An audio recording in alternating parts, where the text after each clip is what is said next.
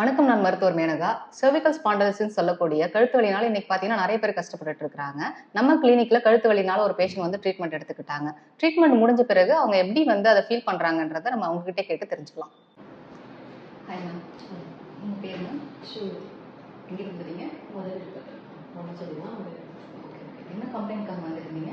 எனக்கு ஒரு லாஸ்ட் இயர்ஸாக நெக் பெயின் இருந்துச்சு. ஸோ நான் நிறைய அலோபதி டாக்டர்ஸ் அப்படின்னு பார்த்துட்டு இருந்தேன்.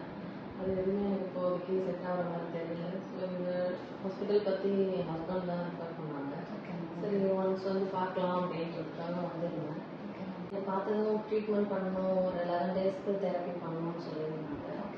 அப்புறம் ஒரு 11 டேஸ் கோர்ஸ் இப்போலாம் இன்னைக்கு தான் எனக்கு கம்ப்ளீட் ஆகுது.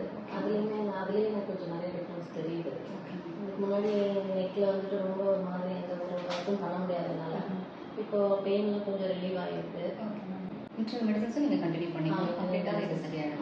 ஆமாம், இன்டர்னல் மெடிசன்ஸ் எதுவும் நான் ஸ்டார்ட் பண்ணலை. இனிமேட்டு அது கொஞ்சம் ஸ்டார்ட் பண்ணும்போது பெயின் கம்ப்ளீட்டாக கொஞ்சம் குறையும்.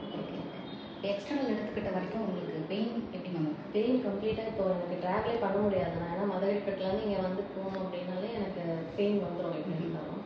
இப்போது நான் அந்த ட்ரீட்மெண்ட் பண்ணது வந்து கொஞ்சம் எனக்கு ரிலீஃபாக இருக்குது. நான் போயிட்டு என்னோடய ஒர்க்கை கண்டினியூ பண்ணிக்கிற மாதிரி.